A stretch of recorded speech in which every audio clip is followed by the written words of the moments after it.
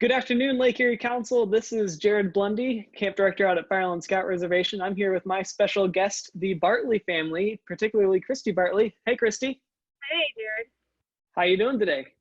Good. We got some sunshine. I'm enjoying it. Yeah, it's great that we got it for our lesson today, which we're doing for our Lion Scouts for our council-wide den meeting. So glad if you can all join us as you're gathering up here today.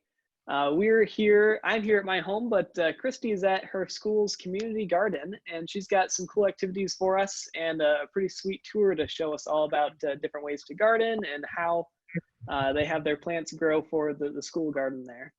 So thanks for joining us today, Christy. Yeah, absolutely. I'm excited. Anytime it's spring and the garden starts to come alive, it's exciting for us. Fantastic. So as our Lions gather up here for our meeting today, we have a little bit of an interactive activity for you. And Christy, I think we're going to try and figure out if things grow above the ground and below the ground. Is that right?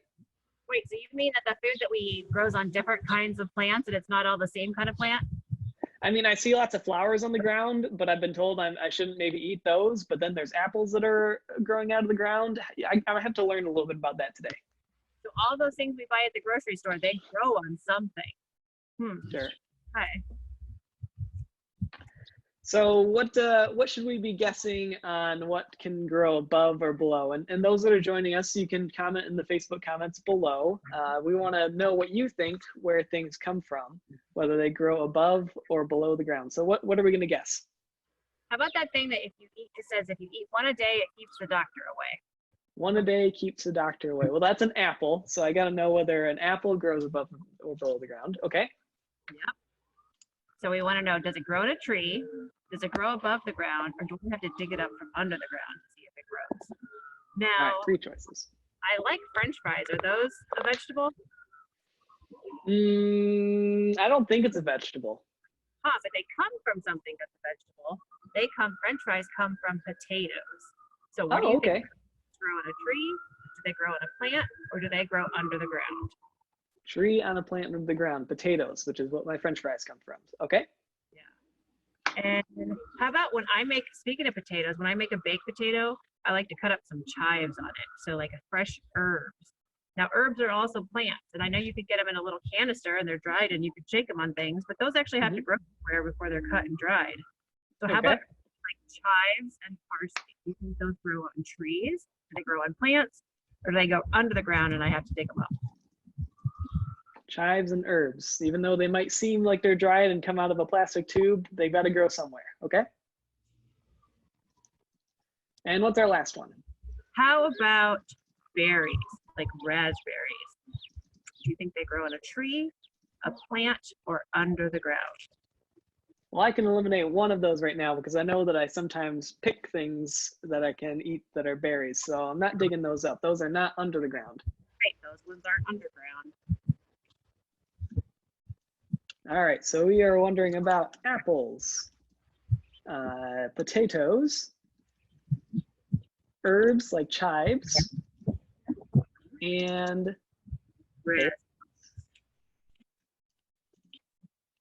Awesome. So if anybody is joining us live, you can put that above or below the ground. Oh, looks like we're not hearing me. If in the Facebook comments, if you can let us know if you can hear us just fine, all right, or if we need to turn this up or not. But Victoria Smith for the first one says above the ground. So apples, yes, they do grow above the ground, but I think even higher off the ground, right? They grow even higher off the ground. Yep. So it's not just a plant. Where do we think those apples come from? I can't have an apple plant. It comes from a special type of plant that loses its leaves, but the plant stays as tall as it is all year long. Very cool. All right, so let's go on to the next one, the French fries and potatoes. I think that those grow underground. You're right. So what I did when I planted potatoes, hey, Jared, have you ever left potatoes at your house and then they like start to smell really bad and they get these things that come out of them and they look like tentacles? Yeah, I've always thought that maybe they're growing more potatoes. They are. So each one of those potatoes are tricky. Did you know that potatoes have eyes? I didn't. Can they see me? they can't see you, but their eyes are how they grow. So if you left potatoes one time and they went bad and they started to kind of grow tentacles, each one of those came out of an eye of a potato. And you can cut that off of an old potato, especially if it started to grow, and you can bury it in the ground. So potatoes are kind of weird actually, because when you plant them, you want to plant them in dirt, but if you're going to harvest them, you have to wait and plant them in dirt. So bury that little tentacle under the ground. And for one potato, you can cut it off, and each eye, each little indent or dent in that potato is an eye. You can plant each one of those. You're going to plant them deep in the ground. And then over the summer, you're going to have to add more dirt to them. And when their plant grows up, you add more dirt, and you can bury those leaves every time, and they'll just keep coming and coming. And then towards the middle of summer, the leaves and the plant will be about this high. They'll have purple flowers on them. They're not ready yet. Once those purple flowers die, and you can actually snap off part of the plant just like that, then they're ready to dig. And you're going to want to get a pitchfork, and you go down the side of whatever container you have them planted in, and you dig up like this, and you'll see some potatoes come up. Now, I don't have any now. I just have some of the roots of the ones that we grew last year. But if these were ripe, that's how I get my potatoes. Dig in my pitchfork, and I put the dirt up, and then you'll see a little potato comes off. And now, of course, you have to wash it off before you eat it. But potatoes grow under the ground. That's crazy. I didn't know there was so much work that had to be done into it. Yeah, but the funny thing is you can grow them just from the old potatoes you already have. Oh, guess what else I found in my garden? I found a worm. Do you think I should be scared of him? A worm? I don't think you should be scared of them. I think they're pretty cool. No, he's my friend. Even though this one's kind of making a mess on me right now, they are my friend, and I want to put them back in the dirt because they're so happy in the dirt, and they are helpful to my plants too. And now, you know what? I was digging in my potatoes, and I actually found something. Do you want to see it? I would love to see what you found in your potato box there. Okay, so we left off, we were talking about potatoes grow underground. And somehow, when we were digging in the fall, we missed one. And this little guy is still growing here. And look, he's actually started to grow again. Oh, So, no, right out of the eye that you were talking about, right? exactly, yeah. Now they're easier to see on a bigger potato, but can you see how it's already started to put out that little root? So I could eat this potato if I wanted to, but it's been over in the winter and it's definitely frozen. So once the potatoes have frozen, you don't really want to eat them, but I am going to plant them back in my soil so that you can grow again. Ah, very cool. Old rain barrels that we took apart when they didn't work in our previous system. But you can plant in anything, and you don't have to have a really nice garden to grow stuff. Did you know that? I did not know that. I like that you're using recyclable stuff, though. Yeah. So what should we do next?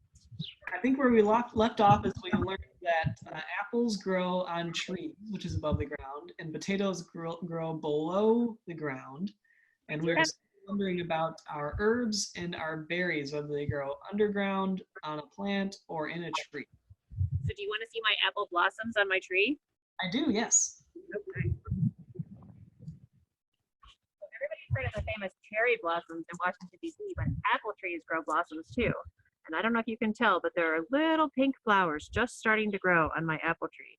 And that's going to be a new bud and a branch, and possibly each one of those could be a flower. And then my friends, the bees, are going to come around and pollinate the flowers, and hopefully we'll get some apples. But apples do grow on trees. You're right. Very cool. All right. Let's see here. Peaches grow on trees too. I actually have a peach tree here, a very similar type of flower. Already starting to bud a little bit. It's got all these little pieces inside. And if you can look on the ground, you can see that my squirrels ate all of our peaches last year, but they left all the pits. So this was definitely a peach tree. And there imagine has some forensic data. You have to figure out what happened here before you were actually there. Peach pits on the ground will tell you that was a peach tree. Herbs. What? Herbs. Oh yeah, the herbs, that's where we're going next? Yes.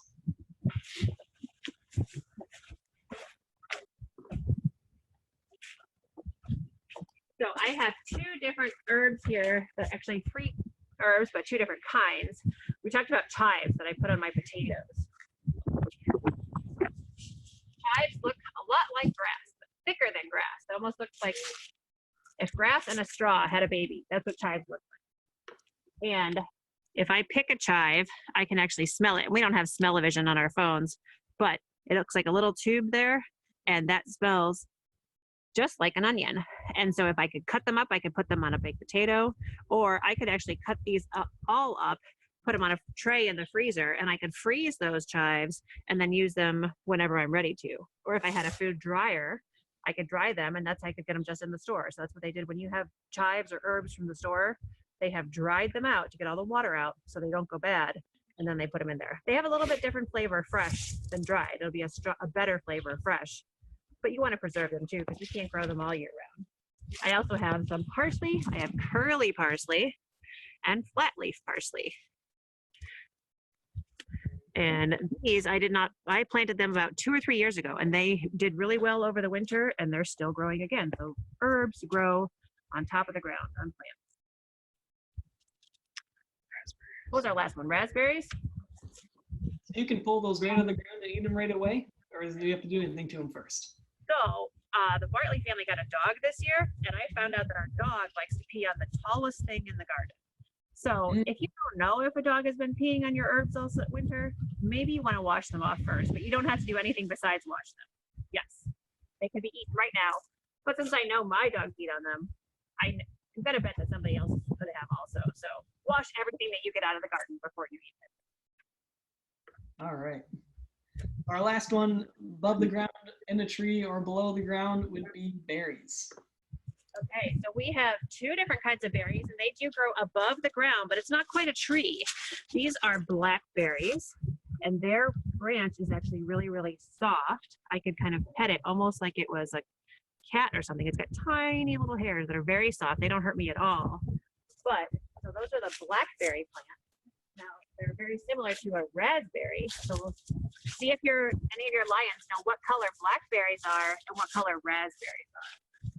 Blackberries and raspberries, okay? Okay, so this is actually some dried raspberries from the fall. And you can see what the shape that they had. But these are a raspberry plant, and they're starting to come back too. So their leaves are not quite as dark as the blackberries. And these ones have prickers on them. So I don't want to grab these or try and pet these because they're very, very sharp. And that's the plant's natural defense to say, hey, leave me alone and don't bother me. So now I have my gloves on. I can find that some of these branches are actually dead and I can take them off. But even some of the ones that look dead, if they don't bend, they are still alive and they'll grow stuff on them next year or this year. If I'm lucky, I'll get 2 harvests out of my raspberries, one in May and one in October. That seems a lot more convenient than most plants. Yeah. And somebody was sneaky when they planted these ones, and they actually planted 2 different colors of raspberries, and they are the colors of the Gryffindor house. If any of your Scouts or Harry Potter fans, what 2 colors are Gryffindor? And those are the raspberry colors that we have here. Gryffindor, well, that's gotta be gold and red. Right, so we have some raspberries that are like a scarlety red, and that's when they're ready. We have some that are golden yellow, and it looks like they're not quite ready, but they are. They're a yellow raspberry, and they're just as sweet. And if you see my blackberries and they're red, they're not ready yet. I gotta wait for them to be, guess what color? What color? Black. And then they're red. They'll get about as big as my thumb. They're really big, juicy. But they're kind of sour. A lot of the kids actually don't like the blackberries because they're very sour, and they make this face. I like sour things, but not that not that sour. Well, let's get started with our den meeting with the official start. We'll do our Pledge of Allegiance, and we'll talk about the Scout motto, Cub Scout motto. So, if you are in uniform, you can follow along with the sign up at salute. If you're out of uniform, you can put your hand over your heart and say with me the Pledge of Allegiance. I pledge allegiance to the flag of the United States of America and to the republic for which it stands, one nation, under God, indivisible, liberty and justice for all. 2. And our Lion Scouts, if you can try and remember what our Cub Scout motto is, put that in the comments below. We'd love to hear your guesses of the Cub Scout motto. And the Cub Scout law point that we're talking about today is all about Scout is kind. So we're going to be kind to one another, and we're going to be kind to the things that grow around us. We learn about different ways to garden and to bring the great outdoors, sometimes indoors. All right. There's a lot of words in the motto, Jared. There are not very many words in the motto. I think there's just 2, right? I think there's 3 in the Cub Scout motto. Oh, yes. In the Cub Scout motto, there are 3. So we'll try and hear those guesses in your comments below. But Christy, you were at your school's community garden, which I know that you helped to run. Can you give us a little tour around what you've got there? Yeah, so this is the Metro Catholic School garden, and this is our 2nd through 4th grade buildings. We call this the Michael building. So 2nd through 4th graders are in here, and this actually used to be a yard, and it was right next to the school. And when they tore the house down, the school was able to obtain the property. So if you have some yard at home and you're not sure if your soil is very good for growing, then one of the things you can do that we have done here, this was here way before I got here, but they have raised beds. So the raised beds are actually on top of the regular dirt that was here. So somebody put down a landscape fabric that's like a big piece of fabric that's going to keep weeds from growing up, and they put fresh soil on top of them. So we have 8 raised beds in our garden. We have some rain barrels, which a scout is thrifty. So if you want to be very smart and protect the earth and not use a lot of extra water in your garden, you can actually collect water from the roof of, we do it from our school, but you can get these through the Cuyahoga Soil and Water Conservation District and help you get a rain barrel for your house. And the rain comes down from the gutters and it collects it in those barrels, and then we can use it to water our plants. Now, you never want to drink rainwater from the rain barrel. And I tell my kids this all the time. It might be fresh and good to wash your hands with, but unless you like eating bird poop, you do not want to drink water from the rain barrel, because it washes everything that's on the roof, which could be a bunch of chemicals and roofing stuff and bird poop. It's good for the plants, not good for kids to drink. You wouldn't want to drink that, but it sounds like the plants do. That's pretty cool that you get to use the water that's just running off your building and use it for your garden. Yeah, and they keep filling up. So they are connected, and as they drain together and they rise together. So that's really nice. We collect our school scraps from the cafeteria, and we have 2 composting units where we just put all the school's fruit and vegetable scraps in, and then they are big black containers that catch the sunlight, and it bakes it all down. And what's full up at the end of the school year, by the time we come back in August, is all the way down to the ground. And I can take you over to see that if you want.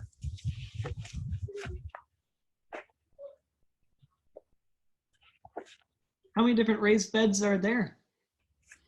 Sorry? How many different raised beds do you have there? It looks like you have a lot of room to. So we have 6 current rain barrels, and then raised beds. Oh, raised beds. Sorry, we have 8 raised beds. Wow, a lot of room. And this is our dirt machine. It's a composter, and you can still see some apples and things from the school year. And normally, if you put fresh compost in here, this stinks, and there's a bunch of bugs in it. And it stinks all summer, and the heat makes it in. By the time I tip it over at the end, I'll have really good soil with a bunch of worms in it that I can just scoop it out and sift it right back into my garden with like free fertilizer. You mean to tell me that the apples that come from your garden end up feeding your garden? Yep, they'll go right back in. That's amazing. Yeah. So what else do we have? We have some strawberries. You want to see my strawberry plants? I would love to see your strawberry plants. Well, they're not in the ground, though. They're in a different kind of planter. You think that's okay? Sure. So we've seen some trees that grow out of the ground itself, and then we've seen your raised plant boxes, and this is different still. Right. So this is another box. Somebody might call it a window box. Maybe you want to put flowers in your window, but it's pretty heavy. And somebody just gave us these. So we put actually leaf compost. So all the leaves that we collected, we let those compost and sift down. And then we got some really dark soil. And I planted little strawberry plants last year. Now I planted 10 plants, and all but one of them died. Now the neat thing about strawberries is that they didn't give me any strawberries last year, but I have to be patient. And one plant grew, and then strawberries are funny. They'll actually plant a brother for themselves. So I don't know if you can see it, but this plant put out a little feeler that's connected. It's kind of like a root, but it's on top of the soil. I don't know if you can see maybe in the sun better somehow. And that planted the next one. And that one sent out another feeler, and it planted this guy. And this guy sent out another feeler and planted that one. Now this is a dead plant that came out from last year. That's what they got when I bought them. So that one's not going to do me any good. But these ones all planted the next one. And hopefully this year we'll actually get to eat strawberries. So even though that one plant was a little lonely, he made some more friends for himself. Yep, he just grew out and planted another one. And I think I can actually like snip those apart and plant them somewhere else if I wanted to. Are we having battery issues? Yeah. Okay. What else do you need from me, Jared? Our battery might be dying soon. Ah, that's okay. Well, that's pretty awesome. Thank you so much for that tour there. I think next what we're talking about is about where food comes from in general. So in the comments, I'm going to put a little link to a map about where food comes from around the world. And we'd love for you to kind of look for 5 foods that you know and find where it comes from, and maybe find one food that you don't know where it comes from. But Christy, what can you tell me about the food that you eat and where it comes from? Nice. What food that you eat and where it comes from. What do I eat? I like to eat corn, and corn is a plant native to the Americas. It did not grow native to other countries. And I like pumpkin pie at Thanksgiving time, and that is also native to the Americas too. But I really like this new grain that I hadn't had until about 5 years ago called quinoa, and that grows other places in the world. So see if you can find where quinoa grows. It's spelled with a Q. Okay. It starts with Q-U-I, I think, right? Yep. Now, what is quinoa? It is a grain, but it's a grain that has a lot of protein in it. And so it's really healthy for you, especially if you're a vegetarian and you're not getting protein sources through animal products. Quinoa is a good source of plant protein. Yeah, so it's kind of like rice, but a little bit different. Like rice, but with a little heartier. So rice is mostly carbohydrates, and quinoa has more of a blend of carbs and protein. I'm getting a little out of my wheelhouse of how much science I know about plants, but I know it's. Well, this map that we've just put in the comments really taught me a lot about where food comes from all around the world. I kind of thought that when we went to the grocery store, it all just came from the farms around our town. But it turns out to get all the foods that we like quinoa or different kinds of berries or different kinds of exotic fruits, it's not growing from around here, especially not in the winter. So it has to be moved from all these different places around the United States or from around the world to get to my grocery store in order to make it to our table, right? Absolutely. Like I bet a lot of our lions like to eat bananas. They don't grow anywhere near here. They got to come from somewhere far away. It's kind of amazing that we have enough roads and planes and businesses that work together to get them from where they grow to our tables before they go bad. Absolutely true. It's fascinating. Some of that stuff has to be picked before it's even ripe, and it ripens on its way to us. And so some things, that's why if you see bananas in the grocery store, they're kind of green because they were picked green. And we know they're ripe when they're yellow, but some things have to pick way before they're ready because it takes a long, long time to get to where we are. But if I want to have something that I can grow at home and then just put on my table myself, maybe that's where I think about those herbs that we talked about or the strawberries in your box. Absolutely. And you can grow green beans, you can grow carrots. Carrots are another thing that grow underneath the ground. Only the tops will be on the top, and the tops are green. I have red hair, and my friends used to call me Carrot Top. My mom said, "Don't tell them to call you Carrot Top. Carrot Tops are green." So they are. Orange carrots don't actually grow. They grow under the ground. And did you know there's actually orange and yellow and purple carrots? I've seen purple carrots. I've never seen yellow carrots before. That's kind of cool. Yeah. 4%. Okay, well, our battery's going to die. Are there any questions I can answer for you else about our garden or gardening at home? You can plant seeds at home in an old egg carton, in a yogurt container. You don't have to have fancy stuff like this. You can get some dirt and some soil and some seeds from Drug Mart. You can get them from grocery stores, and try and plant, especially things that are fun to plant in the fall, or plant pumpkins. If you can plant those are really fun to see grow at your house. Well, thank you for all those tips. I'm going to take those into consideration. And part of our lesson here before we end today will be planting our own little garden. So I've got something here, but we'll let you go so your battery doesn't die. I want to thank you so much for taking the time to show us around the community garden, a couple different ways that grow. And I'm really interested in how you're using all that recycling of water and material to make your garden really, really awesome. So thank you so much. You're welcome. Scout is thrifty. See you later. That's true. Bye, guys. Bye. I guess you can't see me when I wave. What? All right, well, let's continue along with our lion den meeting here. For the rest of the lesson, we're going to do a little bit about model planting, and then we're going to plant our own little container garden. I'm going to show you how I'm going to make mine and give you some tips on how to make yours at home. So a little bit about today. We know that that lions in the jungle, so we're lion scouts, but lions in the jungle are always on the hunt for food, and they don't have to spend too much of their time looking for something to eat. We know that we need food as well, so we can grow big and strong. Real lions can't grow a garden, but we can. So we're going to learn some of these basic gardening skills, and hopefully that's a valuable way for you to know how to grow your own food and know where it comes from. We also hope that you develop a good connection with the importance of natural foods and where they can come from. So a little bit of science lesson. I've got a little bit of a model plant here, and I want to show you this. I've made this a little bit out of recycled materials. We're talking about being thrifty, but it's missing one piece. So I'm going to see if you guys can help me to label our plant here and see what parts are missing. In the description of this video, you'll see that there is a link to the parts of the plant, but let's start going through it from the bottom to the top. So you don't always get to see this part of the plant, this white part at the bottom. It's not white in real life, but on my recycled paper here it is. This is the part of the plant that is underground, or the flower that's underground. You see it kind of looks like it has a bunch of little fingers, and these little fingers grow out and out and out so that it can feel its way towards water, suck that water up, and suck up the nutrients that the flower needs to grow. And these, of course, are the roots. These also give a lot of stability to your plant, so you can kind of see how if I set this on my hand, it gives it a nice platform to sit on. It's because those roots grow out away from the plant to give it something to sit on.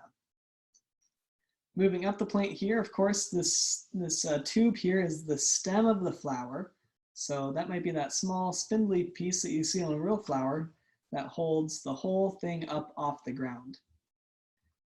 Down here, these are the leaves because they're part of the stem.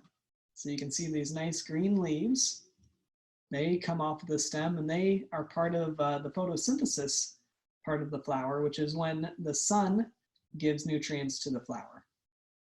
Now the two parts that are missing is the part that we love to look at, and that would be the petals here.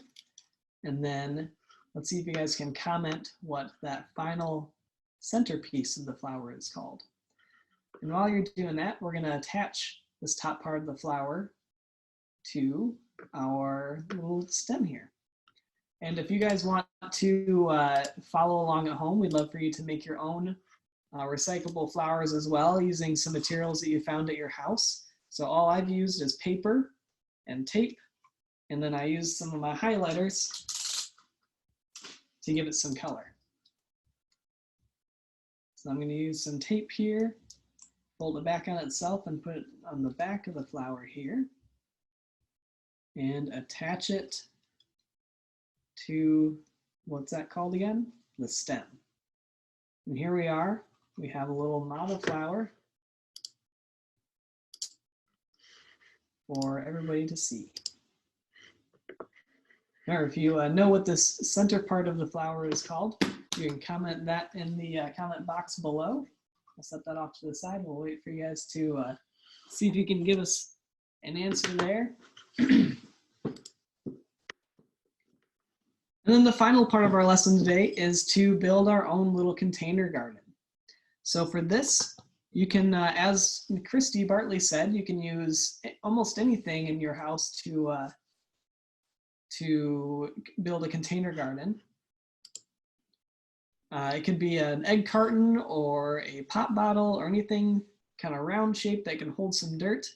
And then you want to be able to have a drainage hole in the bottom as well, because you don't want to overwater your plants. You want them to have the right amount of water, not too much. All right. So in this, I don't have this material here today, but if I did, if I had some rocks, I would put them in the bottom, because to put this whole thing filled with dirt would be a lot of dirt, and it might be too far away from the bottom of the pot for the water, which likes to be at the bottom, to reach the roots that we talked about to be at the top. So a nice way to solve that problem is to put some gravel or some large stones in the bottom of your pot to raise the dirt that we're going to put on there next, closer towards those roots.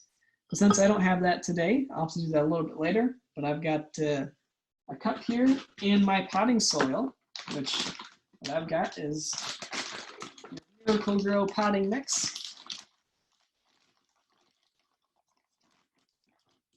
I'm going to pour some of that into the bottom of the pot here.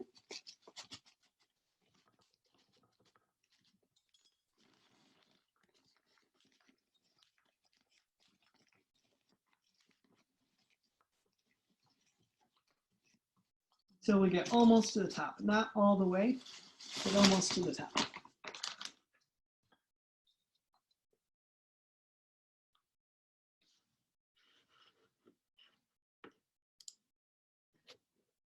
So you can see here, we've got our pot of potting soil. Now, what am I going to grow in here today? We talked about the herbs that we can grow so we can have our own garden that puts food on our table. So what I've got here is some basil, which we like to use in our meals here. What I'm going to do is I'm going to flatten out this potting soil, and I'm going to make some small little divots in here, which are little holes with my finger. A few of them all around my pot so that I have a place to put my seeds. Open up our seed packet.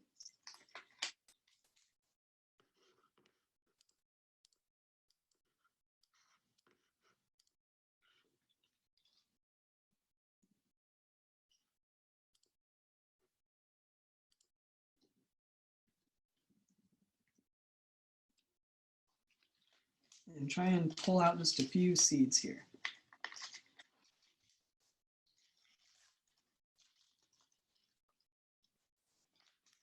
Now, when I put my finished plant somewhere, we want to make sure it has plenty of sunlight. So here are the seeds. I'm going to put a few of them into each one of those divots, because each seed may not grow, but if I put a couple in there, it gives it a better chance. There we go.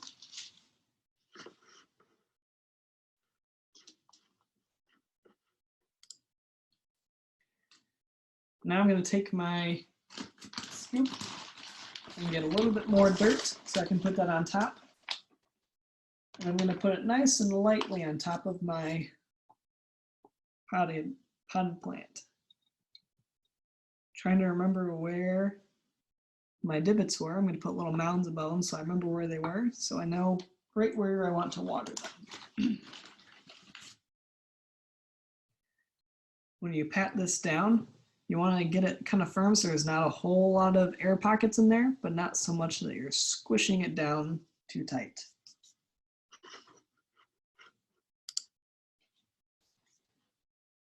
Awesome. Finally, the life-giving water. We need water to drink. Flowers need water to grow. So let's give it a good amount of water to get it started. Now you can put quite a bit in there to begin with because you need to water all that new potting soil that you put in there.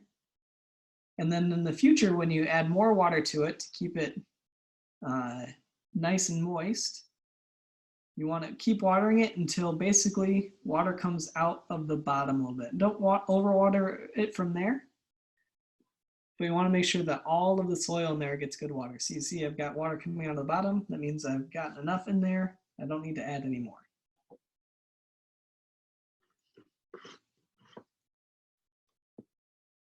Awesome.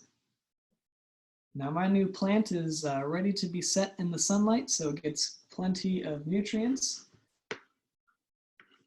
And just to review what we learned here today, we have our parts of the plant, which was the roots, the stem, the leaves, and then the petals up here go right onto the flower, which is the round part that we talked about. We learned about a couple different ways to grow plants from the garden tour from the Bartley family. We had some flower beds. We had some what could be called windowsill flower pots. And then there's also places to plant plants right in the ground, such as your trees, your potatoes, or those berries that we saw earlier. We learned a little bit about where food comes from and gave you that great map to check out where the food that you like comes from. So I'd like you to try and find 5 different foods that you know and where they come from around the world.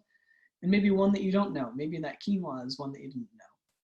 You can see that there are plenty of foods that are grown here in the United States, but lots of foods that we eat every day are from all around the world.